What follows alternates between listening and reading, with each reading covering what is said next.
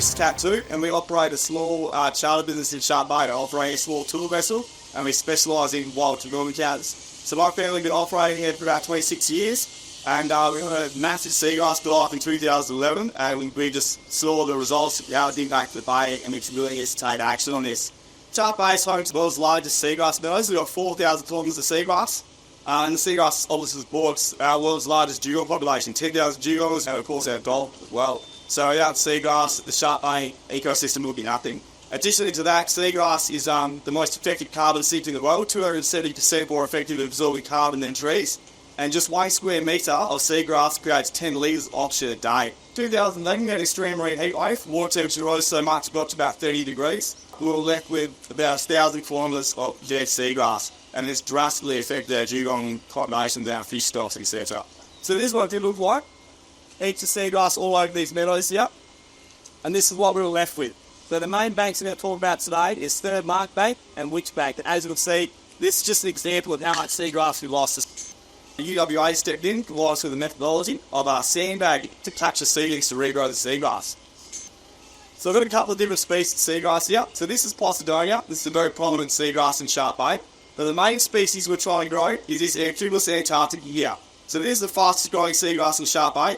This we grow at about 6 millimetres a week, so very fast growth. So how we went about the restoration is we've got this Hessian sack here. Now all this Hessian was done by Blackwood's Industrial Supplies. As we got the Hessian, we filled with 30 kilos of sand each, using volunteers, and like that, sold 1,600 of these sacks in the back shed, just with the industrial supply machine ball. So 1,600 sacks, and laid them out onto our protected dugong bank, Witch Bank. So it is 6 drops, equating to 37 tonnes in 2023. So 6 drops we get. So 2 months, June, July, August, the seedlings there through the Antarctica, they come drifting across the bank, capture the tidal float, and as you can see, they stick like you know what to await it, and then this Hessian will then degrade. This is made entirely out of jute called the chorus peen in India in about 18 months, and then we're left with a cornrow or seagrass, okay? So we only wanted to grow 1 species of seagrass, and we accidentally grew 3.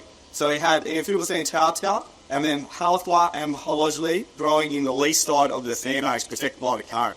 So obviously we want to continue this project. So in 2024, we're trying to ramp this up to do 2,000 sand eggs, so we're looking at 60 tonnes of sand eggs.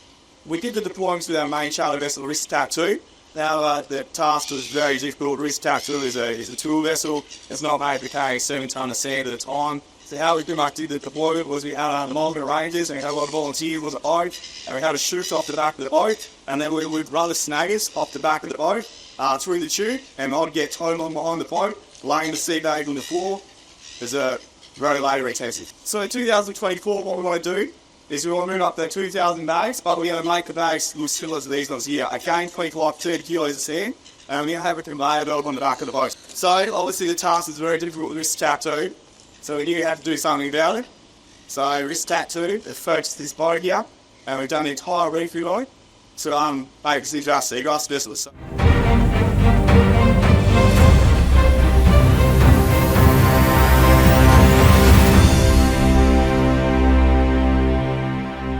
This is our new boat, the Norwest Lady. Obviously we've got some beautiful Mulligan art on the boat done by traditional Sharp Bay artist Lauren Benedict. She's donated the Mulligan art for us. We've got a dugong or woodliger on the front. We've got a green turtles on the back there, the bone gunner. So to continue this project, we've had some very dedicated sponsors come on board. So I'll just run through a quick backstory about each of these sponsors. So Operational Geotechnics. So Ben came on a cruise with us on Ristat 2. And I was driving the boat, and we went out to the dugong banks, and we sort of were discussing the devastation that's happened out here, the project, and what we were doing, trying to regrow the seagrass. And Ben was just so inspired that he gave me his email address and all the holidays. He said, look, I've back the off a couple of weeks, send me an email. He got in touch with him, and he was keen to make a pretty substantial donation, so we're really thankful. Jock Block Marine Foundation. Jock Block has some pretty deep ties to Sharp Bay, and my father knows Jock Block on a pretty personal level. So we sort of discussed the project with Jock and Charlie, and they sort of thought that the project intertwined with their 4 values, and they were pretty keen to get on board as well. So from side, they're a good one. So we were discussing how we're going to go about moving 60 tonne of sand, because the small little truck that we used from RAC wasn't really going to cut it. So I used to be a diesel mechanic, so I've done a fair bit of work for books a lot, and I really liked how their core values were more based around sort of family-oriented business, which is what we are as well. So I approached Brooke Hire, and I was just absolutely blown away by the response I received from Brooks Hire. They jumped straight on board, so they're going to donate us a telehandler to move this in. Maxi, the melody one for us as well. So I used to work with Maxi for a long time. I think Maxi's main motto is Don Toxi, and that means being the best of the best. So I like to try and not do a job twice, so I really want this to be the Don Toxi Seagrass restoration.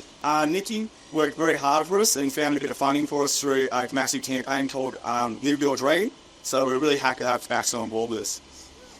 So Blackwoods, they're a pretty big one for us. Now Blackwoods was our first sponsor. When we first started doing the seagrass restoration, it came to light pretty quickly why no one had really attempted this ever before. And sort of the funds were just blowing out of control, or just bleeding money. The time frames are blowing out, problems with sourcing labour, dealing with departments. It was just out of hand.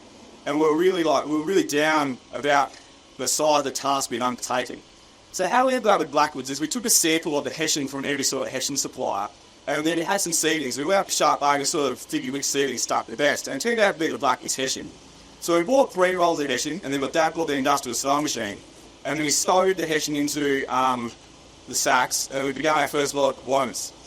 And we realised very quickly that the 3 rolls wasn't going to go very far. So we worked out we needed to have another 18 rolls of hessian. Like I said, we were really strapped for funds. So Dad said, why don't you get hold of Blackwoods and see if they'll donate us sponsor? I was like, what, can you do that? He's like, worth asking. So we got hold of Blackwoods Geraldton. They put down to the state manager, Ian. And Blackwoods, like I said, our first sponsor. I was just blown away by the reception that we got from the state manager, Ian. And he really inspired us to push through. At that stage, we had a lot of support from the Sharp Bay community of the project, but outside of Sharp Bay, we were really left in the dark when it came to grant applications and that. And then the contact with Blackwoods really opened the door for us by showing me, wow, people outside Sharp Bay do care. I was like, you know what, we're going to try to get a lot of little companies here, and we're going to try and privately fund this to set a precedent. Not enough is being done to protect our ecosystems by the government, etc. So that's why I sort of went down the path of the small companies. So when after that, we went down chasing a lot of large companies, and most of the time didn't get a text back, but sort of it was always in the back of my mind that if Blackwoods said yes, someone else might. And then Sun City signed the graphics, so we all know how busy Shane always is. So the same thing, I sent him an email saying, mate, this is what we're doing, I need some help here. And he's like, oh, no worries, mate, talk to me in a month. Rang him back in a month, and here we are with the beautiful podium. So BCF, they are our main supporters of Ozfish, who are an off-profit organisation who handle all the funds for us. And they've been really generous in giving us some things to auction for our fundraising campaigns as well. I do obviously stats through our family's business. So we're also really excited to have a couple more people come on board. We've had Dolly Marine. They're going to give us a little bit of funds to continue the project, so we're really excited to have those guys on board. And Refuel Australia as well. So again, the response we got from Refuel Australia was super positive. So it's I'm really happy to have all these sort of small businesses here work with us. But thanks so much for coming, guys. We're so excited to have you on board. Yeah.